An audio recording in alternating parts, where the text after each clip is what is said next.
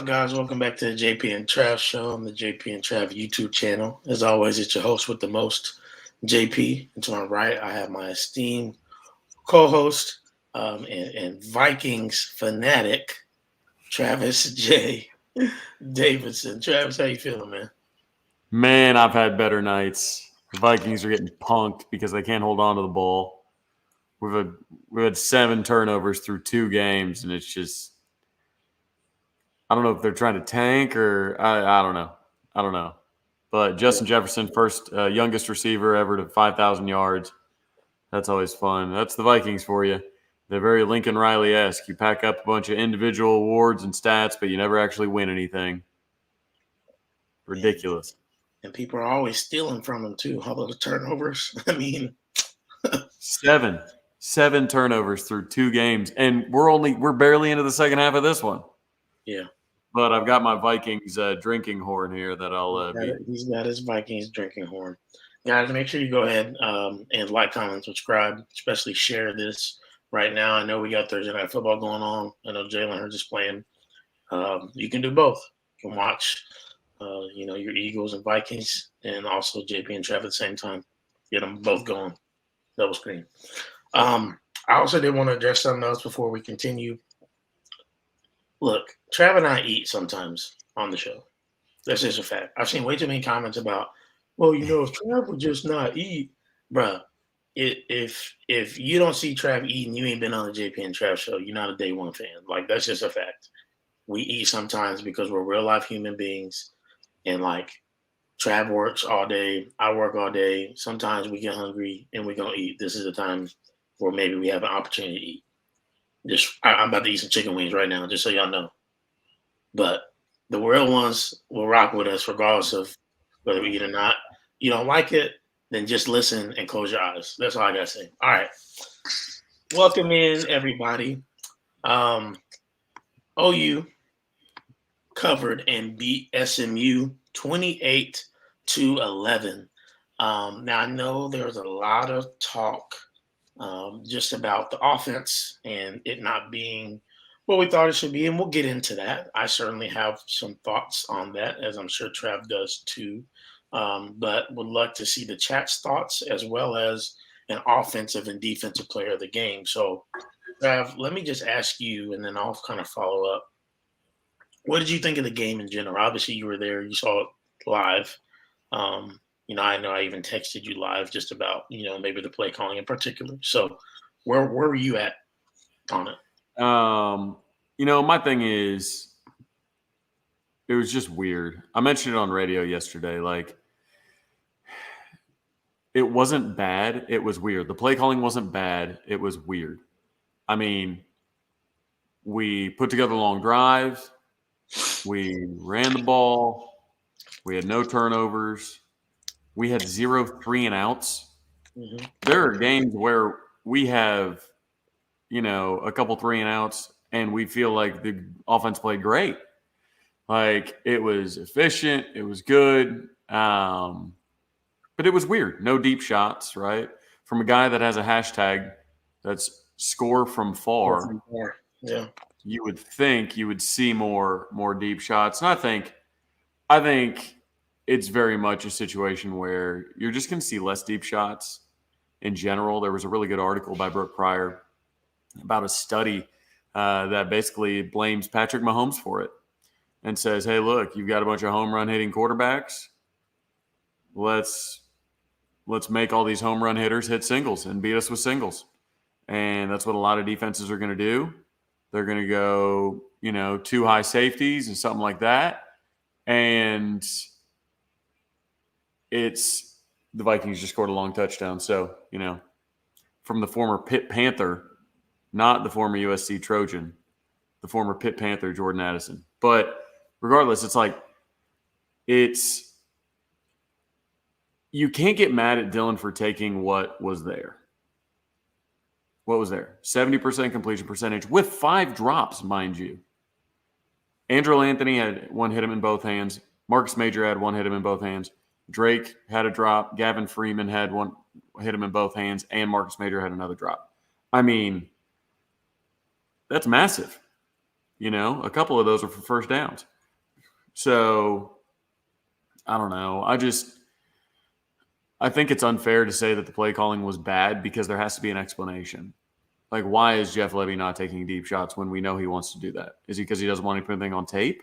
Is he knows that this is the 1 year that we need to beat Texas because the rest of our schedule really doesn't, have much to it? Is he saving things from there? Is he saving Austin Stogner for there?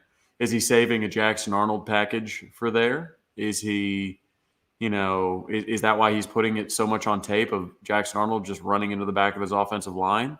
I mean, clearly this guy knows that that's not the end game of Jackson Arnold. This is a situation where all you're going to do is see that the rest of the year from Jackson Arnold. We know that. So the idea of, it's just bad play calling, crappy play calling. I hate this play calling. You may hate it, but I have to believe it's calculated. My thing is, it was weird, not bad, and I would rather it be weird than bad, because if it's bad, I use this analogy. If you smell bad, JP, if you came over and I was like, ooh, JP, a little funky, you got a little body odor going on, I'd be like, okay, there was an error in execution, preparation. You didn't put on the appropriate amount of deodorant. Maybe you need a little spray of cologne. Maybe you ran over here. Maybe you ran down here all the way from Indianapolis and you probably stink a little bit. That's poor execution, bad preparation, all that. If you got here and you smelled like pickles, I'd be like, okay, you smell weird. What's going on? Like, why, like, there has to be an explanation. This is out of the normal. This isn't something just went wrong, so now you smell like pickles. Why do you smell like pickles? And that's how it is. Nothing just went wrong, so the offense wasn't putting up a ton of points or yards. Like, it was weird. So that's why I feel there has to be an explanation.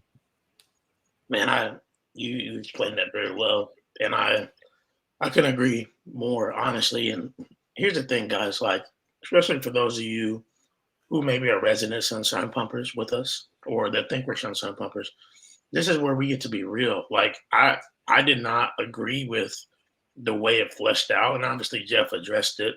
However, my biggest issue is, and this is where I think, Trav, you and I try to be like, we can say, we can say we disagreed with what Jeff Lebby maybe was doing or what he was trying to do, or the way it fleshed out, while also understanding and critically and being able to critically think that, Jeff Lebby had an offense last year that was top 15. He didn't just forget how to freaking call plays. And we had Sooner fans all over the app, X now, just freaking out. Like, he sucks. He's terrible. I can't tell you how many threads I was in that said, are you being emotional or is that factual? Well, and that's my thing is, like, who cares how the sausage gets made? Yeah. We scored 28 points, 4 touchdowns, no turnovers. Yeah, we want to score more than 4 touchdowns, but I mean, there were games last year we didn't score 4 touchdowns, and it's a thing where, do you not think that Jeff Lebby knows that Jaden Gibson and Nick Anderson are talented receivers? Like, do you think he just doesn't know, and that's why I didn't play him? Do you think he doesn't know that Jaquez Petaway, is fast and good with the bubbles and all that? Do you think that he doesn't know that Gavin Sawchuk may have the best home run ability on the running back? Like, do you think he forgot everything from game one? That's why I think it's wildly intentional. And I'm just wondering, in our Ref Royal Rumble League this year, I won last year, right? We're doing the picks. A lot of people picked OU to cover the 27.5. I do think we cover the 27.5. I'm not saying we don't. But right now, I don't know. I don't know what to expect from the offense. I know we can put up 50 on Tulsa, but I don't know if Brent's trying to get more of a balance. Maybe they're trying to work out whether or not, hey, maybe we need to slow it down. Maybe the defense needs more time. Yeah. Maybe we need to establish a run game a little bit more. Maybe, We need to flesh out some things with our interior offensive line and give them some more reps. Like there's a million different things, but I still think that they're growing, they're learning, they're trying to figure out what went wrong last year, and they're just kind of testing some things. They're going through different situations and saying, like, look, last year we ran all up tempo all the time. Yeah. Let's back it down. Let's see if we can back it down and how that affects the defense. I think they're getting some real time kind of troubleshooting, and I think that's what we're seeing. Apparently this defense said, knock on wood, but the defense seems to be much improved. Every statistic imaginable says it's much improved from last year. Yeah. If we allow 5.5 points per game, scoring 28 every week will do just fine. Yeah. And I think, Trav, that's the caveat of this game that really we're missing. When you look at the fact that SMU is a potent offense that a lot of people, were saying coming into the weekend, like that's going to be a shootout. That game is potentially going to be a shootout. And for Oklahoma to hold them to 11 points is really the touchdown that they scored. Like maybe it's a questionable pass interference. 45 yards of penalties on that drive, I believe. Yeah. Like that's a great showing. And not only like obviously they gave up a few yards, but like they bowed up when they needed to. They made the plays that they needed to make.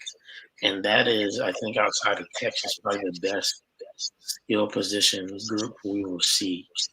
Because they had a good bit of talent at the wide receiver position and at the running back position. You may be able and to Rhett see. Lashley's a good play caller. Yeah, I mean, it's definitely a situation where Rhett Lashley was brought on for his offense. SMU's always been an offensive juggernaut, mainly because it's easier to recruit talented skill position than it is defensive linemen when you're at SMU. But like I said, always been talented offense. I mean, it's been 74 games since they were held to 11 points or less. 74 games. Obama was still president the last time they scored less than 12 points. I mean, it's been a long time. And Oklahoma, for them to be the ones that break that streak, it's pretty wild, man. We've come a long way. Come a very long way. Of the out of conference games between last year and this year, SMU is absolutely the best offense out of all 6 of those games. Yeah. Absolutely the best offense. Couldn't agree more. Let's get into offensive and defense player of the game. I'm pretty sure most people are probably going to have the same defensive player of the game, but I do want to see what you guys thought about. Obviously, we just got off talking about the offense. Who was your offensive player of the game? And guys, go ahead and put it in the chat. I'll make sure I put it up there. Offensive player of the game? Yeah. Who's your offensive player of the game, JP? I'll let you go first. I was gonna either say Tawee Walker or no, you can't do either or because you're gonna take them all and then I need one. All right. Andrew Anthony. Andrew Anthony? Okay. I think he solidified himself to this point as wide receiver 1. Just with his ability to get open. He had the one drop early, but besides that, Dylan was finding him a lot, and consistency is the name of the game, right? He's out there, he's available, making catches, making plays. Obviously, we can talk about the lack of opportunity. Jalil Farouk maybe not getting as involved as probably he needed to be, or some of the more talented guys. But to this point, Andrew Anthony, I believe, is our most consistent wide receiver. And, I think he had 7 or 8 receptions on Saturday. And so I feel like at some point, he made enough catches that influenced the game. Obviously, the touchdown catches in the beginning, but even a couple catches on that one drive in the third quarter that finally, we were able to score and go up a little bit more, give us some breathing room. Yeah. No, that's a great answer. I love Andrel Anthony. Just had the one drop, uncharacteristic drop. But it's clear, even in game one, they really like it. Uh, and then game two, they come right back to him. I think when people were asking who was going to be the other starter, I think he clearly separated himself and solidified himself in that other role. I think even if it gets to the point where Jaden Gibson and Nick Anderson make their way into a bigger target share, I don't think Andrel Anthony is the guy that they're going to take it from. So, no, like what I'm seeing out of him. My offensive player, which everybody's saying Tawi in the comments, so I'm gonna let the comments claim Tawi Walker as theirs because it seems to be nearly a consensus. You took Andrel Anthony. I am going to take Blake Smith. Blake Smith, the tight end who caught a touchdown, not named Austin Stogner. Early on, we thought to ourselves, all right, Austin Stogner's our only tight end. If we don't have one, then like if Austin Stogner's not in the game, then we are not going to do anything with the tight end position. So, hold on. There we go. So with that, I think Blake Smith getting that pass out into the flat, much like we used to see Weight Room Willie do out in the flat. That's probably my offensive MVP, my offensive player of the game, simply because nobody sees it coming. 95% of OU fans can't even tell you who our backup tight end is. It's no disrespect to Blake. It's just that Austin Stogner's been, getting all the headlines. So yeah, I think his development will allow Stogner to kind of chill. Stay on ice, keep him on ice till Texas, something like that. Like, I think if Blake continues to play the way he's playing, and we're playing a lot of two tight end sets, but we're letting Blake out of the backfield or go actually into the flat. So, I'm gonna go with the answer that nobody else would have thought of, and I'm going with Blake Smith. I like that. Plus, he sounds like somebody from a Key and Peele sketch, the East-West Bowl, but it sounds like the only white player. Blake Smith. That's hilarious. You're right. No, I like that. I like the explanation. I get it. Again, consistency from a tight end position. Defensively, I mean, I think we all probably feel like Danny Stutzman is the clear answer there. And you shared the clip this week, Trav, on Twitter and on Instagram or X, excuse me.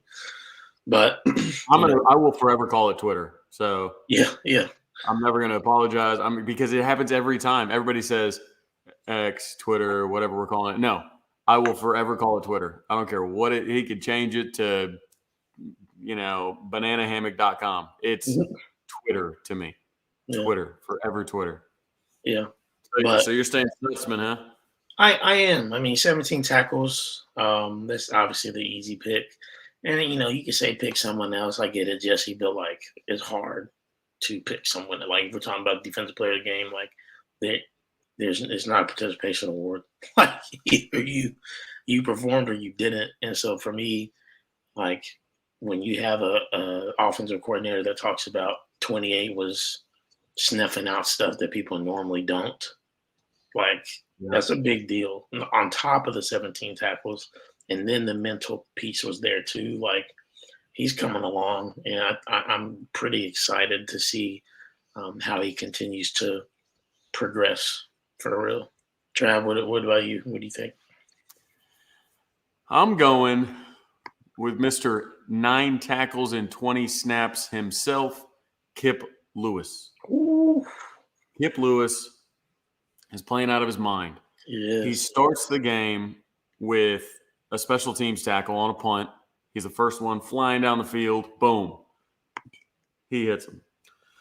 So everybody thinks, man, this Kip Lewis, man, great special teams player. Then he gets in on defense, and he's all over the place. Yeah. Producing. So he gets 9 tackles on 20 snaps. I would have to assume that snap count will keep rising because I was told even before the season that Kip Lewis was grading better than all of the other linebackers, including Danny, in a lot of their sessions. So it's always just been about gaining weight for him. And now that he's up to 215, 220, he's just in a lot better shape to play the position. So I'm going to go with Kip Lewis. Danny's the right answer, but I got to give the love to somebody else. Nah, man, if you're going to give to anybody, dog, that man is all over the place, and he is fast. And I am excited to see what he continues to look like. I think Peyton Bowen is certainly an answer. I think he played well when he had the opportunity. Almost had a pick six at the end, broke on that ball. Maybe just a tad late, but man, It was 4th down, so was there. Knock it down, be good. Blocked a punt, right? Yep. Making plays, and that's what you want to see. And we may get to see more of him, more on the field consistently this weekend with Justin Harrington, unfortunately having a partially torn ACL. Thankfully, it's not a piece where he's going to be out the whole year, but still sucks to lose him for a little bit. But that's where we get to see this depth come into play. We talked about it since the beginning. Yeah, we talked about it since the beginning of camp, Trav. Like, the safety room is the deepest it's been since we've done this show, and probably since, I don't know, what, 20, maybe the last decade. At least the internet was invented. Yeah, honestly, like, this is the deepest we've been in a minute. So to see how that progresses. No, and it's exciting because the young players are exciting, right? Like we talk about, a lot of people were looking at, hey, Lewis Carter, where's he going to come in? Samuel Masigo, where he going to come in? You see Kip Lewis. Kip Lewis was kind of like the forgotten guy because everybody thought Kobe McKenzie, who laid the biggest hit of the game, probably. Robert Spears Jennings laid a big one too, but biggest hit of the game. And he only played 2 snaps. So the defensive depth is very exciting for sure. Yeah. You ain't never lied. Let's get on to week 3. Trav is not gonna have to travel far at all to go to the game this weekend on Saturday, as OU travels to Tulsa. Are they 0-2 or are they 1-1? They're 1-1. They beat University of Arkansas Pine Bluff, and then they lost to Washington. Yes. Do we remember the score of the Washington game? A lot to a little. Yeah. I think they scored 10 points. TU did. Yeah. So, obviously, this is going to be a game where maybe we don't find out a lot about OU, but we're looking to see them build some consistency and hopefully stay healthy before we get to Cincinnati, which, is going to be a fun time. Trav and I will be together along with our buddy TJ. It's going to be a really great time. But obviously that's kind of circled on the calendar in terms of your first Big 12 game, and certainly a team that can provide some resistance. But you don't want to overlook Tulsa and just assume, you're going to walk in there and blow them out necessarily either. So what do you need to see OU do in order to have a convincing victory? It looks like your camera's glitching a little bit, Trav, just so you are aware. I'm not sure if that's a me thing or everybody else can see that too. That's really weird. Glitch Trav. Here, I'll switch it up.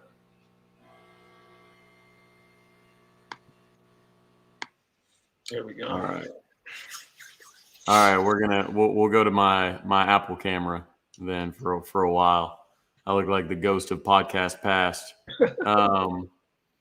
So, yeah, I mean, I think you need to see the offensive line dominate first and foremost, because I don't think we need to see deep shots. I mean, yes, I would like to see them, but I don't. Dylan Gabriel's thrown a lot of deep balls in his career. Jeff Lebby has dialed up a lot of deep balls in his career. That's not something that I'm concerned with us knowing how to do or having the confidence to do or anything like that. I want to see the offensive line make big holes. I mean, I want to see, like you see from behind where you could fit, 3 or 4 running backs through. I want to see that kind of stuff, because if you can't do it to TU's defensive line, you ain't doing it against Texas's. You might not even do it against Cincinnati's. So I just need to see that. I need to see the offensive line really, really, really just have their best game. Yeah.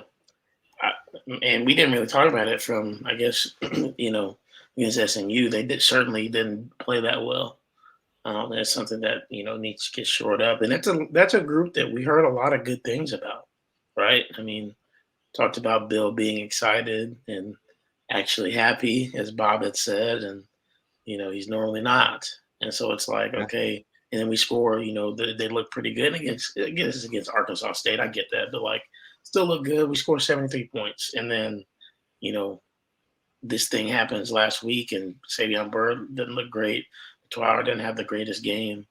Rain was okay. Tackles were decent, but like, we need to see them put it together and to hopefully be consistent. Hopefully Savion can get some nasty back in. I don't know what's going on there, because I thought that was his calling card, but we'll just have to see, Yeah, and the question I have is when Jake Sexton is fully healthy again, that's a starter level tackle. Yeah. So what I wonder is there a way to get him, Rouse, and Guyton all on the same offensive line? I don't know if you can. I don't know if any of those guys can pull when you need to do like a GT counter or something like that. Yeah. So it might, slow down kind of your running game and your playbook. It might tighten your playbook up. Mm-hmm. But man, it's like you have good depth at tackle, which is typically harder to play, or at least more out on an island against the best athletes on the field. Right. So you have, like I said, you have depth there, but the easier, quote unquote, easier position to play, you see it kind of dwindle. How long do you let that tackle depth just sit there before you try something out on the inside? Mm. I don't know. Yeah. I would love to see a situation where we get our best players on the field on the offensive line. And Bill Bedenbaugh always recruits guys that can play a lot of positions anyways. That he does. Likes them to be interchangeable. So we'll see what he does. I trust, again, if there's anybody to trust that it'll get figured out, it's Bill Bedenbaugh. That's a certified fact. I am interested to see, running backs we get to see. Obviously, not that Tawi and Marcus haven't been doing a decent job. Marcus had that nice catch and run for a touchdown. That was pretty nice. Hopefully we can see more of that from him. But man, I know Gavin's been a little banged up, and man, I'm itching to see him. I just am. I like him the most at any running back we have. Don't get me wrong, I like Javonte, but for some reason, man, I don't see his vision. I don't think his vision is there, in my opinion. I feel like he has moments, but by and large, it feels like there's always something left to be desired with Javonte, in my opinion. I think that he could, do better in some instances, but I personally like Gavin better. That doesn't mean Javonte's not a beast. He is, but that's just where I'm at. Yeah, I mean, we need to see him more. That's for sure. I don't think we've seen the best version of any back that we have yet. Yeah. Maybe Tawi, maybe. I mean, he was a wrecking ball last game. Yeah, man. But I think, and it sounds odd, but I think some of it even comes down to Brent wanting to be power, run game, defense, hard hitting, physical, all that. That's Tawi Walker, man, in a nutshell. So, it's almost like I wonder if it's subconsciously trying to get away from more finesse type stuff and instead, going with more power. But I don't know. I know we're in good position though when it comes to running backs. We're deep. We're deep at wide receiver. I mean, we're fine at those positions. But Jay says, I mean, saw Chuck flashed in one game. It's true, and that was with a holdout as well. So, no, but he does feel like your home run hitter. He's your fastest running back. You got to get him the ball somehow. Well, okay, but Jay, I hear that, Jay, but like, let's be real, bro. Like, let's not act like we weren't hearing things from camp about Gavin. Like, it's not like we just pulling it. I'm just being real. It's not like we aren't just saying it's off the Cheez-It Bowl. Huh? Yeah, right, like right. We aren't just using the Cheez-It Bowl, yeah. I refuse to believe that the reason he's fourth is because of, again, like, it's one thing if it's like, Gavin's fading, Gavin. All we heard about was Javonte and Gavin, and maybe they're throwing people off since. I don't know. They could have been.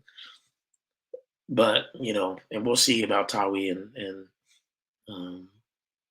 we'll see about Tawi and Marcus. But even Jeff said, like, we got to find a way to get 2-27. So, like, it almost seems like he's aware of it. It's not like he said, well, Gavin's fourth in the rotation for a reason, or Gavin hasn't done this or done that.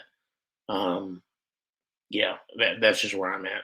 And obviously, we even have some, we still got some others in Hicks too. We got a really good stable of backs, just period. So excited to see where that goes. Like, it's almost like it's like, would you rather have a superstar? Like, would you rather have a superstar that you're relying on? Yeah. Or you have four good backs that are going to be healthy. You'll have at least two of them or three of them healthy and fresh throughout the entire year. Yeah. So it's tough. It's like, yeah, we don't have an Adrian Peterson in this room. We don't have a DeMarco Murray in this room. We don't have those guys. But if we have four dudes that we can kind of pick and choose based on matchup, who we want in there, and they're not going to load up a ton of carries on their legs, and they're not, they're still going to have tread on the tires deep in the season. I don't know. We could be in much worse places. I'll put it that way. Yeah. PSS says, what gets me is OU has a Ferrari in the garage, but wants to keep rolling with the Honda CRV turbo because it's solid. I mean, I get that. But it's reliable, man. I know a lot of people that got Ferraris in the shop. Yep, that's true. That's a fact. So. Oh, he's talking about a quarterback. I think that's unfair. Dylan Gabriel is. He's done everything he's asked this year. I'm convinced that anybody that slanders Dylan Gabriel so far through two games just doesn't like him. Just flat out doesn't like him for whatever reason. Because without drops, he'd have like an 88% completion percentage. He's still got a 74% completion percentage or something like that. He has not. I think he's got like 6 touchdowns. I think with 0 interceptions, 0 fumbles. Like, he's picking stuff up with his legs. Like, he's making good decisions. He's done everything he needs to do. And the thing is, none of you, not a one, knows what Jackson Arnold would be like in meaningful snaps with the first-team offense against first-team defense, everything like that. Would he do well? Probably, but we don't know that. Like, we don't automatically assume whatever Dylan is that Jackson right now will be better. Like, there is no evidence of that, and there's no reason to believe that yet. Jackson even said in his first post-game presser, they said, what did Dylan do in your opinion, best? Like what impressed you most about his performance? And Jackson said decisions, because in Jeff Levy's offense, you have 3 options to every play. You can run it yourself, you can hand it off, or you can throw it. And when it comes to throw it, obviously you have multiple different routes. So it's the decision making. Jackson Arnold has more arm talent, but Dillon Gabriel has played a lot of football. He's making the right decisions. Give Jackson time. Be patient. Be patient. All of you want to bench Dillon Gabriel for a true freshman. How about we just enjoy that we have quality backup right now? Like, I'm about to debunk this. Listen, you know who else was called a game manager? Stetson Bennett. Okay, like I disagree with that. You act like Dillon Gabriel's not going to air it out. He does. I get that we feel like he's not as talented as Jackson Arnold, and that may be true in some capacity. But he's thrown for 100 touchdowns in his career. Like, let's stop acting like he's a bum like that. I get it. Like, we're OU. We have this Heisman standard, but like we're not going to throw out a true freshman, even if he's a 5-star, when we have a quarterback that's a highly accomplished veteran quarterback that is doing really well. He's not keeping us from winning games. He's not keeping us from winning games at all. Like, he's not turned the ball over. He performed great against Arkansas State. He performed good last week. And again, part of it was the offense was not really opened up, and we talked about that. We talked about the game plan. So, like, what did you expect him to really do? I mean, I thought he could have made a couple better decisions in the RPO game in terms of maybe keeping it more, but like that's here and there, right? Like, he didn't miss a bunch of throws. He didn't do this. He didn't, all the stuff that people like to say about him. I think at a certain point, like you said, Trav, it's just that you don't like him, or you feel like we could just be better. We're gonna do this. We're not gonna win a national championship this year. Let's just be real. That's like that. That's our goal. Don't get me wrong, but like I don't think anybody's thinking that. So like we're trying to build towards that, and part of that is Jackson learning offense and sitting and learning behind Dillon, who is more than capable of being a great starting quarterback at Oklahoma. Like, the dude is it 8 touchdowns through the air through 2 weeks, or is it 6 and then 2 on the ground? yeah, I think it's something like that. 6-1, 6-2, something like that. But I mean, PSS says, hey, look, not a bum, but who's going to cut up UT in a few weeks? Who has more horses under the bonnet? That's the crazy part, is you guys are willing to just go ahead and say that Jackson Arnold is going to cut up UT in a few weeks when This year. he's played no meaningful football in college, and you're just willing to throw him out there and say, because here's the thing, what if Jackson goes out there and stinks? It's not a guarantee that he'll just go out there and be a Heisman candidate in his first year. Like, I don't know. I don't particularly get it. I don't get the lack of belief. I don't get whatever it is. I don't feel like I think OU fans are just spoiled rotten. And everybody can say, well, I just have higher standards. It's the Oklahoma standard. It's all that. Like, no, like you don't have to have the best quarterback in football. Like, and we don't have the best quarterback in football on the roster. So should we just scrap it up? Should we just throw away the season because we don't have the best quarterback in football? Like, that's what I'm saying is, like, OU fans are so spoiled. They expect to have somebody in New York under center every single year. Every single year.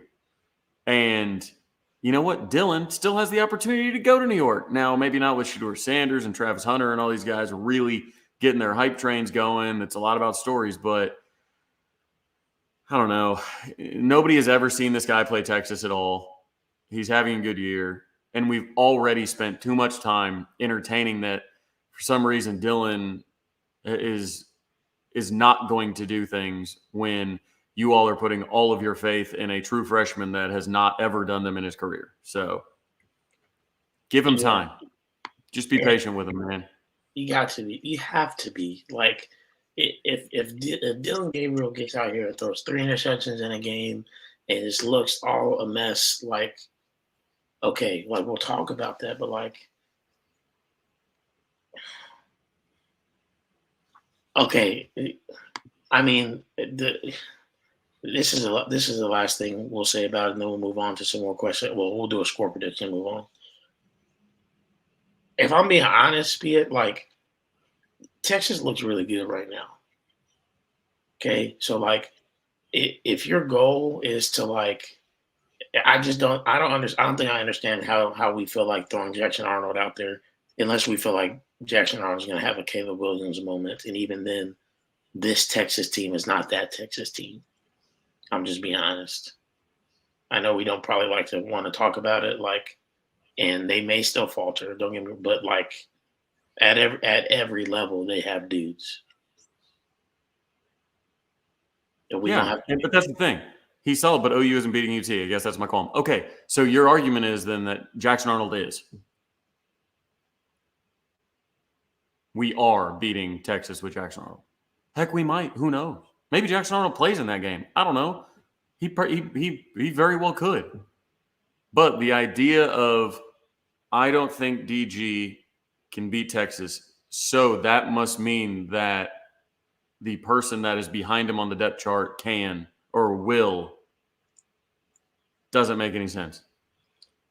Again, that's the problem. We don't have Kyler Murray on the bench, guys. Like that's what bugs me about all this. Yes. Is like, what are we doing? Why are we saying, yeah, we should just scrap the guy that's 75% completions, a bunch of touchdowns, no turnovers, runs the offense efficiently, and plays it to within the play calling, and saying, no, we've seen all we need to see. Get rid of him and put in a true freshman. They're treating him like Spencer Rattler. And Caleb went 3-2, and with 2 losses against the only 2 ranked teams he played. Do you think Jackson right now is as good as Caleb was? If so, that's fine. But if not, I mean, I know there were a lot of other plays in that Texas game that we came back and beat Texas with. Yeah. Caleb went 3-2 as a starter against ranked teams. All right. It's just, let's get a score prediction, then we'll move on to some Q&A, and then finish off with this or that. Trav, what's your score prediction for Saturday? Score prediction for Saturday. I put 42-10 on my article on OU Insider. That's just above a cover. I think the line has moved from 27.5 to 28.5. So I think, like I said, I think we cover, but again, I don't know what the play calling is going to be like. I mean, are they going to pack it in? Are they going to let Jackson play the second half? Are they – who knows? I do think that given the quarterback situation at Tulsa, I don't think they're healthy enough to really do a lot of damage. Their running backs aren't great. Braylon Presley's a game breaker, but I don't think they're going to – I'm not sure that they're going to have time to get Braylon the ball, and they're going to gang tackle him. So – yeah, I'm going to go 42-10. It should probably be more lopsided even than that. But like I said, I don't know what the play calling is going to be like. Travis, I promise I'm going to let it go, Trav. I promise I'm going to let it go. But I can't stand these score predictions. We had some of the same people that call Dylan Gabriel a game manager out here saying we're going to score 50 and 60 points. Game managing offenses don't score that. Who's a game manager? JP, that's because Dylan's going to manage 14 points, and then Jackson's going to come in the fourth quarter and put up 45 on his own in the fourth quarter. Context, JP. Context. Come on, man. I just needed to make sense. Okay. Yeah. Did you say 42-10? I said 42-10. I feel like I'm being conservative, which is crazy. I feel like it's being conservative there. Yeah. No, I agree because I I put my foot in my mouth last week when I said, "Oh, we might score 52," and we get the version of the offense that we got.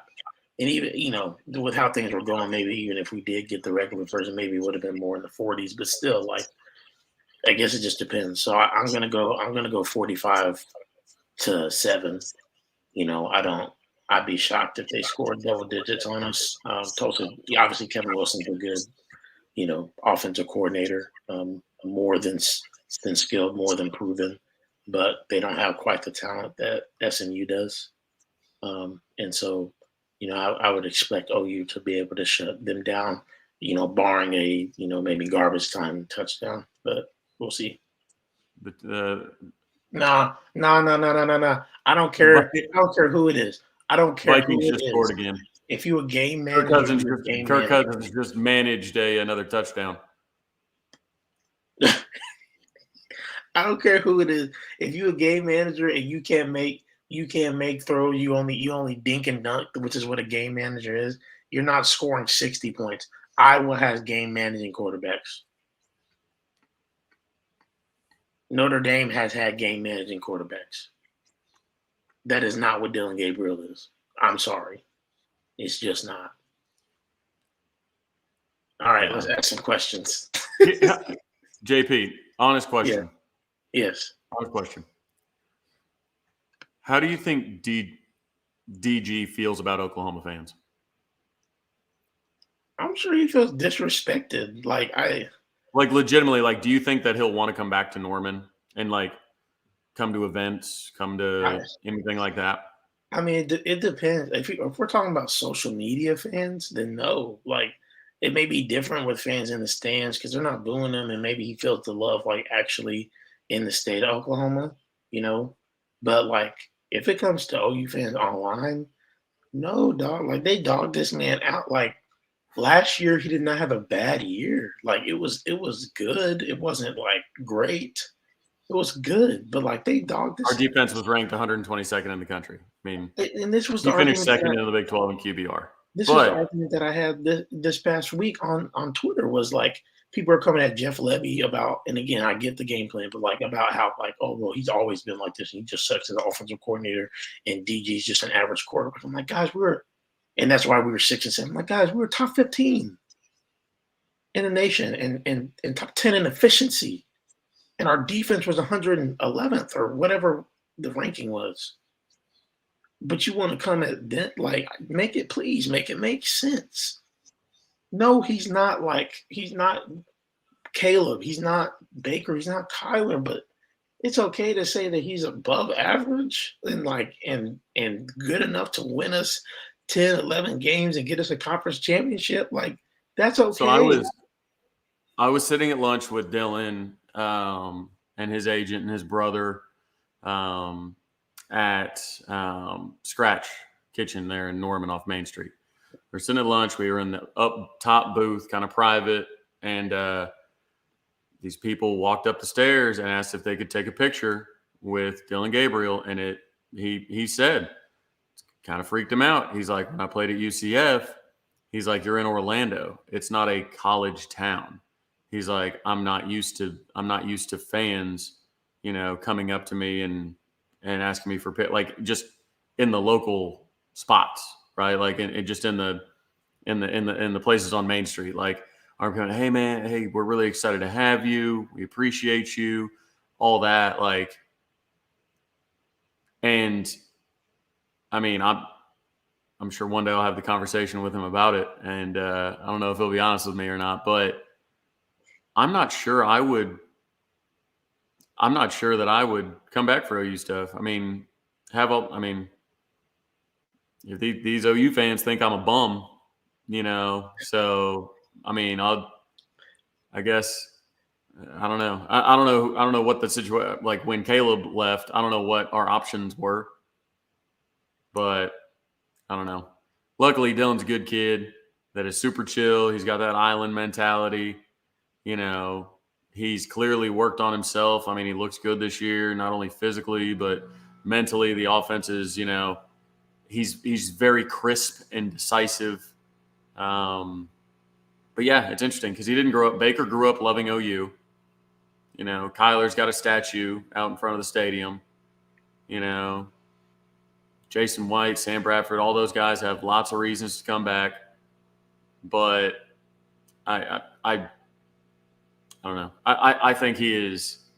I think he is treated like crap by OU fans in general. When you hear his name on the screen when the starters are announced, everybody goes nuts. So maybe it's just in the echo chamber of Twitter and YouTube and all this stuff, but it's I don't know. That's what I expect. Yeah. Is I don't know. If you put Dylan Gabriel on the last two Georgia squads, does he win a national championship? Maybe. Maybe. I think he's every bit as talented as Stetson Bennett. I mean, so that's the thing. Like, Georgia's roster was stacked, absolutely stacked. I mean, I'm watching the Eagles right now. Half the people that play for the Eagles defense played in Georgia's defense in the last 3 years. Yeah. So, I don't know. Yeah. I guess it didn't need to. The pod didn't need to turn into a Dylan Gabriel positivity hour, but hey, we just try to stick up for him because it is a little bit is it is a little bit irrational, and this is where I'll leave it at. And let's get some actual questions in here, and we'll finish it out. Jet, I'm not saying that it's an attack on his character to call him game manager, but it's just not. It's not factual. No, it's not an attack on his character. It's not factual. Like, he's not. Right. No, nobody's saying that we. At least I'm not saying. I don't think any of us are saying that. You know, we're saying that anybody says he's a bad person or he doesn't have good character or anything like that. Like that, we're definitely not saying that. So don't take it that way, guys. Yeah. Do you want to talk about this at all? It's sad. It's annoying. I did 4 hours of radio yesterday and we talked about it the entire time. And it was really annoying because it's game week. I'd rather talk about football, but Lincoln had to drop an interview that they filmed in June, JP. Like, you always have to look at these and think, okay, why is he dropping it? I think it had to do with that Matter Day defensive lineman. Yeah. Not putting OU in, not putting USC in the top three. You know, OU's ahead of them in recruiting. They're playing well on the field. I think a lot of people have thought maybe it's because of Colorado's getting more attention in the media, which very much could be. He went out to the West Coast and he was the darling, right? The darling of college football. Colin Cowherd was talking about him every day, and Joel Klatt was talking about him every day, and he would every Fox this, Fox that, ESPN this, ESPN that.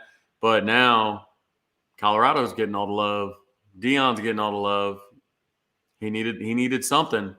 So I think it's really low to paint the OU fans as people who would try and physically harm or intend to physically harm elementary school age children. I think that's really low. Yeah. And I think that's why people got upset about it. I don't think it was a situation where we're bitter about a coaching thing or about, like, none of it was about even the timeline that got screwed up, like all that kind of stuff. The part that, and people are like, man, I can't believe OU fans are, still fighting this battle. Like, dude, he came out and said that OU fans tried to commit crimes against his family. Yeah. Against his children. Like, that is highly offensive. And those are very serious accusations.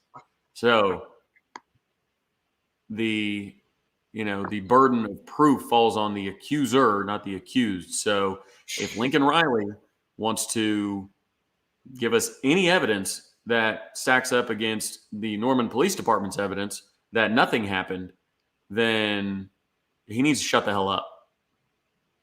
I know a lot of people that were on his staff at the time that said, no, he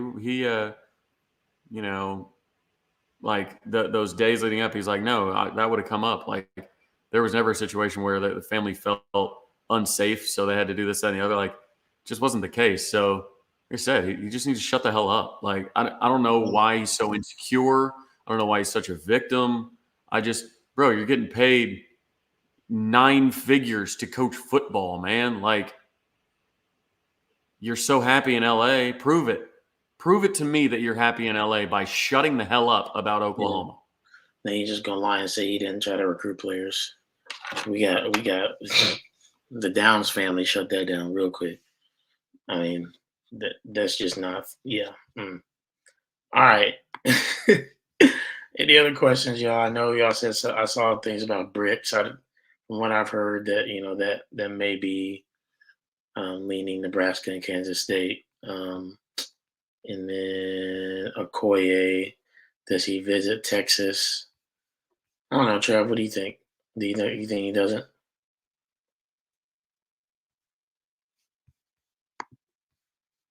You're muted. I have it on pretty good authority that he will not be visiting Texas. Well, that may spell good news for us. It could. That's the case. It could. I will be at the announcement. I'll be doing radio from the announcement. Is it the 20th? My show's on Wednesdays. Well, he's announcing on a Wednesday. Yep. He's announcing at 6:30.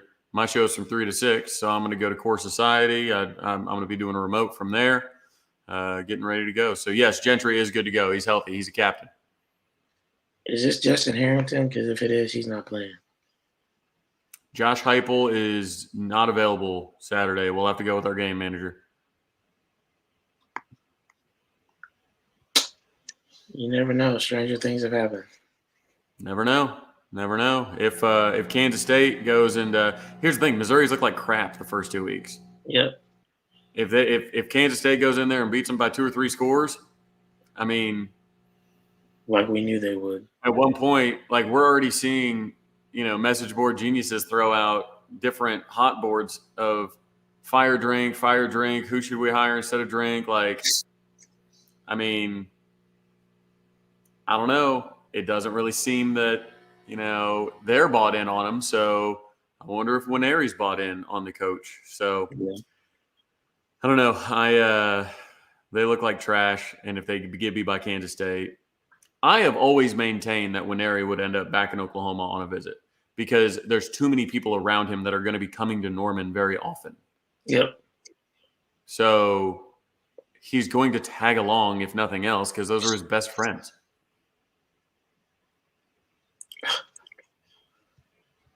Saying they want Bob Stoops. That is such a step down. We can afford him.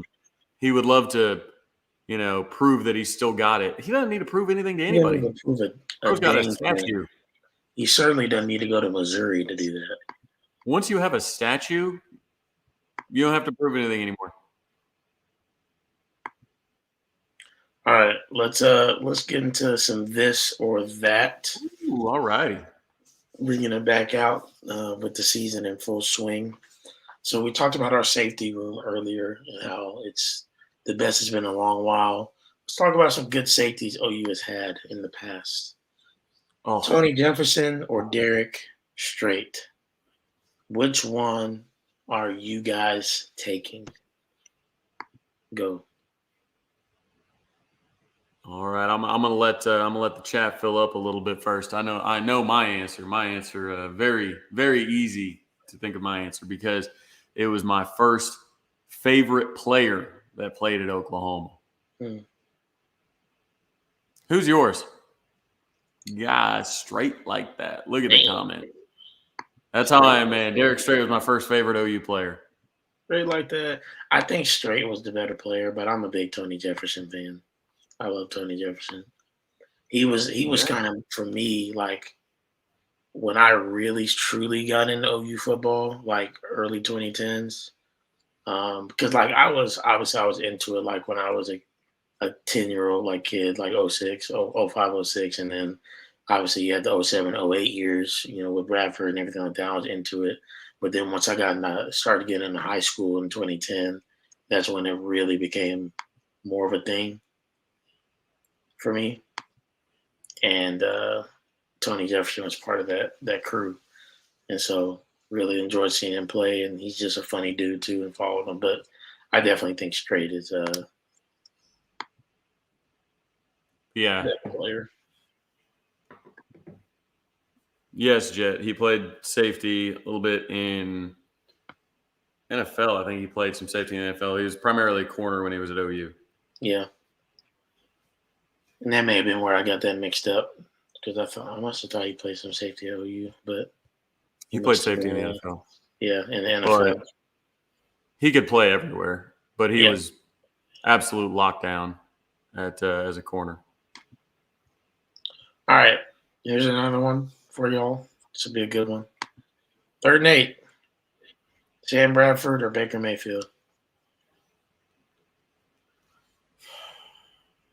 3rd down and 8. Up 4. 4 minutes left in the 4th. I'm going Baker. Baker. I'm going Baker simply because if it, I don't know. I mean, maybe it's just, I think it's probably recency bias. But yeah, I'm taking Baker. I imagine this happens as, Baker is, running for it. I've seen him run for it lately so much. He's stiff arming dudes. He's getting it, picking it up with his leg. Yeah, I mean, Bradford had better defenses. he did. He did have better defenses, man. He did lead. This is a good one. They got a lot of people going 4th and both 3. ways. Game on the line.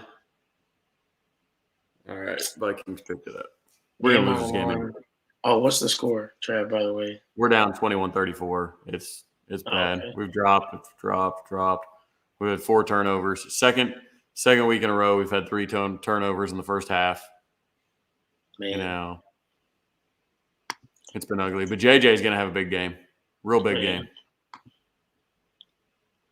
Yeah, I'd probably go Baker too. I think he's just that dog. He's that dude, man.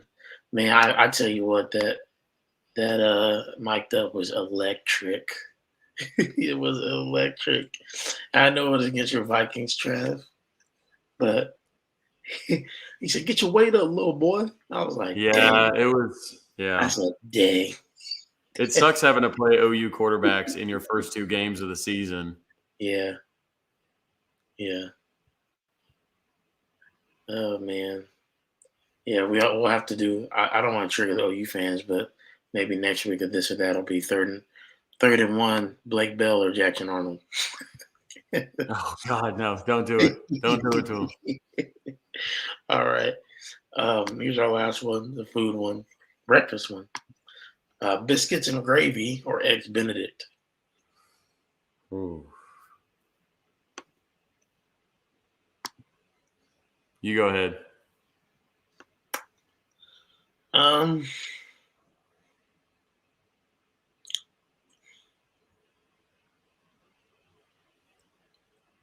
think I'm gonna go biscuits and gravy. It's hard, in my opinion, to mess up biscuits and gravy. I've had a lot of different types of gravy, and for the most part, most of them are pretty good. There's been 1 or 2 gravies that I'm just like, oh, that's trash. But for the most part, they're good to great.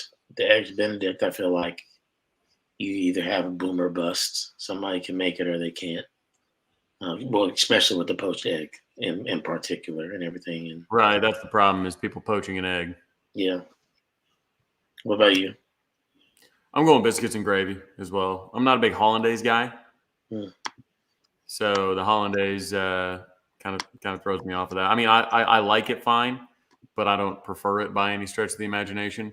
So I'm gonna go biscuits and gravy. Your sister agrees. Yep. B&G. Yeah, I don't think I've seen anybody say, "Oh, hollandaise too finicky." There you go. I mean, okay, yeah, you can f up a gravy quickly. I agree. I'm just saying, for the most part, most biscuits and gravy I have, it. You've been able. It's like to pizza. Like, yeah, you can screw up pizza. Yeah. Like you can screw up pizza, but bad pizza that's actually made properly is still good, like edible. Yeah. Like if you can roll into a gas station and see a slice of pepperoni pizza there, and you're like, all right, cool. Like I know what I'm getting.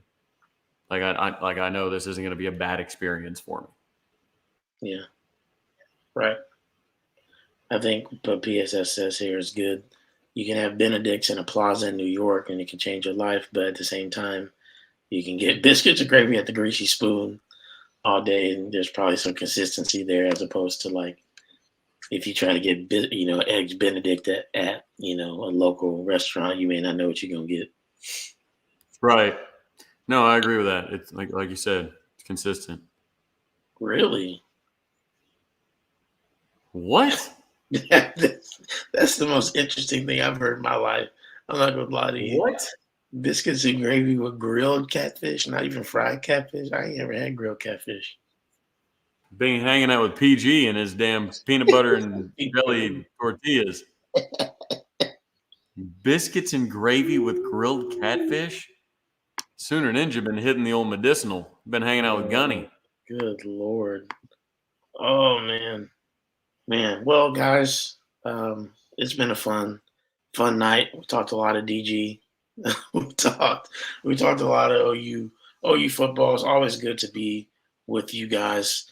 Man, next week's gonna be fun. Thursday night we'll be coming at you live, and maybe we'll have to do a after show, just quick check in on Twitter, or after game, excuse me, quick check in on Twitter, because JP and Trav will be live and in person, Yes. hanging out.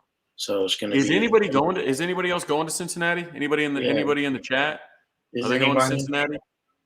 Let us know.